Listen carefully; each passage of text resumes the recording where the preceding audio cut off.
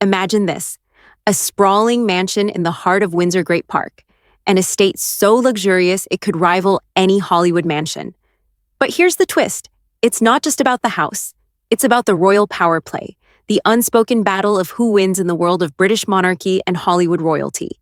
This isn't just about a property. It's a full-on royal showdown. And it's not what you think. While Meghan Markle and Prince Harry might have had their eyes set on the crown jewel, it's Catherine who just walked away with it, quietly, gracefully, and with a smile. But the real question is, how did this quiet victory leave Meghan spiraling? Let's dive into the drama, where a mansion becomes the battleground for more than just bricks and mortar. Forest Lodge isn't just any house.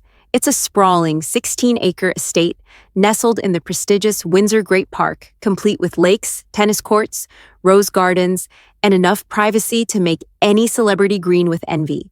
It's the kind of property that symbolizes success and status, an absolute dream home. And for Meghan Markle and Prince Harry, it was supposed to be the place.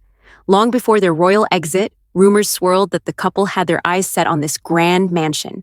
In fact, they even took a tour of the estate, imagining themselves nestled in its luxurious embrace, living their best life away from the public eye. For Meghan, it wasn't just a house, it was the ultimate symbol of making it.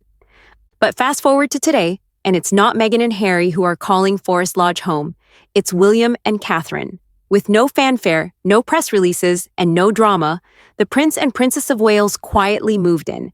In true royal fashion, they funded the entire purchase themselves, paying for the estate out of their own pockets. No taxpayer money, no Netflix deals, just their own royal wallet.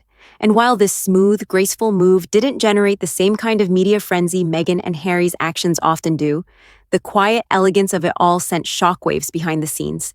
When the news broke that Forest Lodge was no longer part of Meghan and Harry's royal dreams, the impact was palpable. Meghan, who had once envisioned this estate as her personal paradise, reportedly struggled with the idea that Catherine had quietly taken over the property. Insiders claim Meghan became obsessed with every detail, from the square footage to the fireplace modifications William and Catherine made. It's as if Forest Lodge had become a symbol of everything she felt was slipping through her fingers. The house, once a dream, now served as a constant reminder of what she and Harry had lost. But Meghan wasn't the only one struggling. Harry, too, was reportedly frustrated by the situation. He wasn't just mourning the loss of the house. He was growing resentful of the public perception. Sources close to the couple say Harry had been walking around their home in Montecito, muttering things like, "It should have been us," and "they always get everything." To him, it wasn't just about the estate. It was about the ongoing narrative, where his brother was seemingly winning, while they were stuck battling headlines and public opinion. This wasn't just a simple case of losing a house, it became a battle of optics, with Meghan and Harry feeling left behind in the public's eyes, while William and Catherine's quiet, seamless transition into Forest Lodge only seemed to elevate their status as the royal family's future.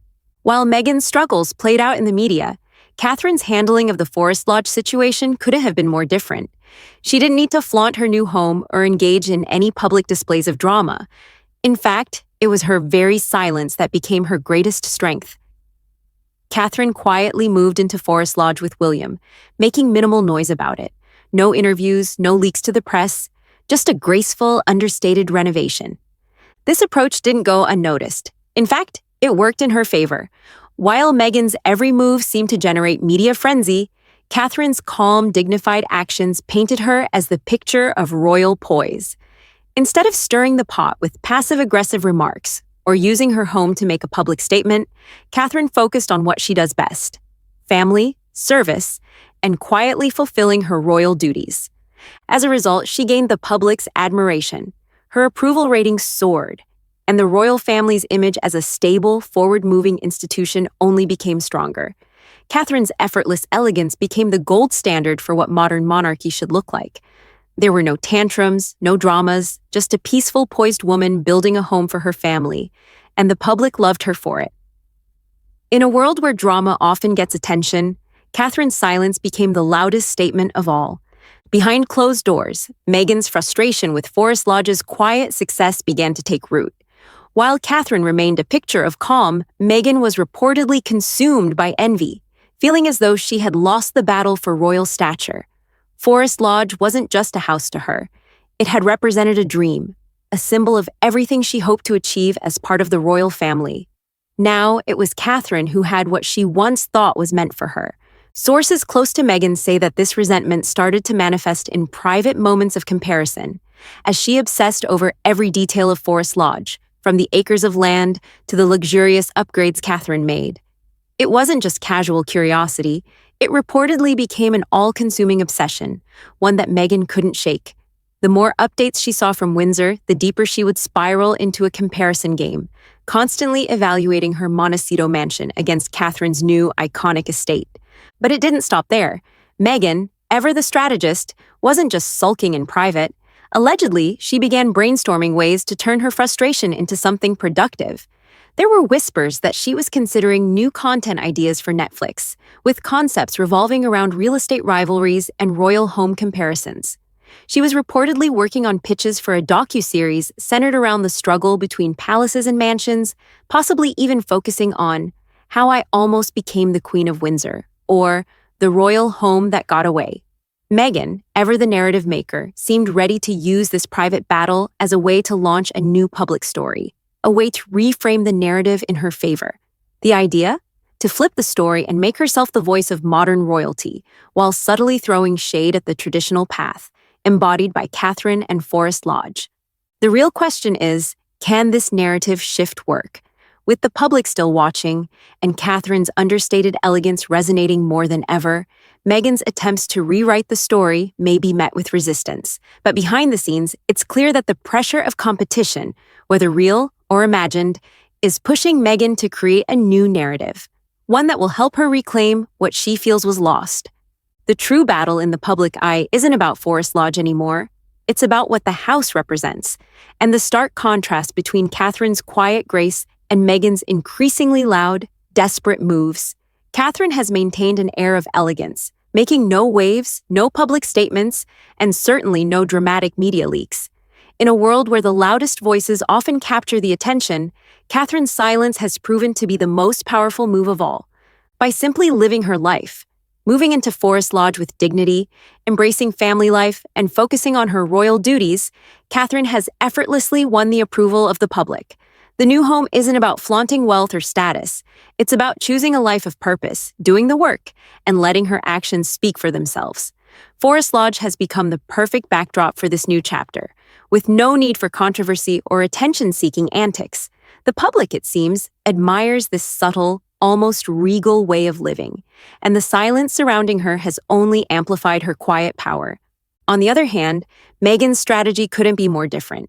In her attempts to keep up, she's turned every move into a headline. From social media posts to Netflix specials, every aspect of her life feels curated for public consumption and not always in the most flattering light. The more Meghan tries to shift the narrative, the more her actions seem to scream desperation.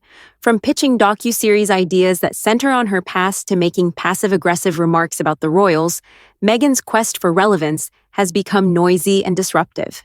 This is more than just a battle over Forest Lodge, it's a fight over the royal narrative itself. Forest Lodge, for Catherine, symbolizes stability, grace, and respect for tradition, all qualities that the public has come to admire. For Meghan, it's become a symbol of everything she believes she has lost: status, acceptance, and a place in the royal family. Yet it's Catherine who has managed to embody those very ideals, winning the public's approval without needing to shout about it. Meanwhile, Meghan's attempts to reshape the story have made her look like she's fighting a battle that's no longer hers to win. In this silent battle, it's clear Catherine's grace is winning, and Meghan's noise is only making her frustrations louder. The real triumph, however, is about perception, and it's Catherine who has the upper hand. In the end, it's clear that the silence and subtle actions of William and Catherine have spoken louder than anything Meghan and Harry could ever do. While Meghan and Harry continue to grapple with the media spotlight and craft narratives around their royal discontent, Catherine and William have quietly shifted the game in their favor. No loud declarations, no public complaints, just steady, graceful living that speaks to their commitment to duty, family, and royal tradition. The battle over Forest Lodge may not be fully over, but the true victory has already been claimed in the court of public opinion. Catherine's calm, composed approach has set the standard, and the public's admiration continues to pour in. Meanwhile, Meghan's attempts to reclaim the narrative only seem to further highlight her struggle to maintain relevance in the face of Catherine's effortless grace. The stakes of this battle have shifted from a fight over property to a fight over perception. And in this battle, silence has been the most powerful weapon. So, while the fight over the house may continue behind closed doors, it's clear that the perception game has already been won. The real question is, can Meghan and Harry ever recover from the narrative they've been trying so hard to control? Or will Catherine and William's quiet, dignified approach continue to rise above the noise? Only time will tell. But one thing's for sure, in the battle of image versus impact, Catherine and William have emerged victorious.